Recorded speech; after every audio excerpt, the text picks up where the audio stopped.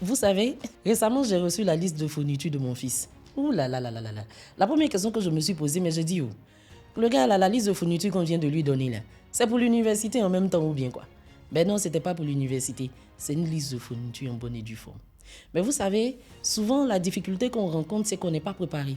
On n'est pas préparé à la rentrée scolaire et on a tendance à se dire, bon, quand le mois de novembre, de septembre va arriver, je vais essayer de trouver la bonne formule pour pouvoir scolariser les enfants. Ça, c'est une erreur. Quand on est salarié, on a un salaire chaque fin du mois. C'est vrai que souvent, comme on a l'habitude de dire chez nous, le salaire, là, ça ne suffit jamais. Et puis, franchement, ça ne suffit pas. Donc, mais par contre, on peut quand même essayer d'épargner depuis un long moment. Vous savez, la rentrée scolaire ne nous surprend pas en réalité. Nous savons déjà, lorsque notre enfant a 4 ans, on sait déjà qu'on veut le mettre en moyenne section, on sait déjà que nous souhaitons le mettre en petite section ou qu'il fasse le CP1. Ça dépend des écoles. Mais je pense que déjà, il faut planifier l'avenir de ces enfants. Il faut planifier la scolarité de ces enfants. En faisant quoi?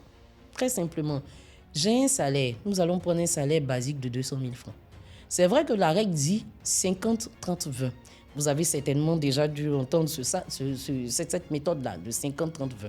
50 pour tout ce qui est charges courantes que nous avons l'habitude de gérer, dont notamment électricité, gaz, nourriture et autres. 30 pour tout ce qui est, entre guillemets, on dira loisirs, besoins familiaux, aider la tante, aider la cousine, et 20 pour l'épargne. Mais moi, dans ma façon de fonctionner, je dis toujours qu'il faut faire du 50, 20, 20, 10.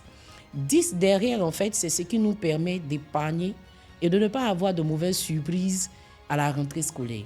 10% de 200 000 francs, ça nous fait 20 000. Je ne commence pas à épargner à partir du mois de juin. Je vais commencer à épargner plutôt à partir du mois d'octobre. C'est-à-dire que quand j'ai fini de faire la rentrée en septembre, je vais recommencer mon épargne tout doucement de 20 000, 20 000, 20 000. Quand je compte, on a quoi? On a octobre, novembre, décembre, janvier, février, mars, avril, mai, juin, juillet. Ça me fait 10 mois. Donc, je me retrouve avec quoi? Je me retrouve avec 200 000. 200 000, ça me permettra éventuellement de pouvoir assurer la scolarité de mon enfant et de pouvoir, parce qu'en réalité, au-delà de la scolarité, il y a quelque chose qu'on néglige souvent, mais qui représente en réalité des charges. Je veux parler par exemple des choses simples, la fête de Noël. Voici quelque chose, on ne s'y attend pas, et puis on nous dit, il faut que les enfants portent du tout blanc.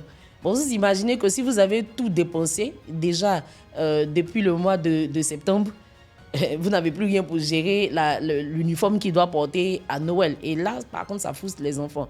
On a quelque chose que je vois très souvent aujourd'hui qui est très médiatisé sur les réseaux sociaux et tout ça, le Mardi Gras. Aujourd'hui, le Mardi Gras, il y a des tenues qu'on leur demande de porter, des tenues qui mettent en valeur nos différents métiers. Alors, je pense qu'il faut préparer tout ça pour pouvoir subvenir lorsqu'on est face en fait à ce genre de charge. Donc les 200 000 francs en question, je ne vais pas aller systématiquement prendre une école de 200 000 francs, ce serait une erreur. Donc je vais essayer de rester dans une école qui sera à moitié prix. Donc je vais dire quoi, 100 000 francs.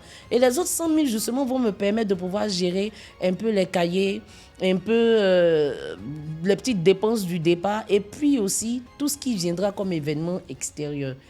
Donc le conseil que je donne, c'est vraiment de se constituer une épargne pour assurer l'avenir de nos enfants. Vous savez, en réalité, quand un enfant a eu une bonne scolarité, j'ai envie de dire il y a 90% de chances en fait qu'il devienne votre meilleur produit lorsqu'il sera grand.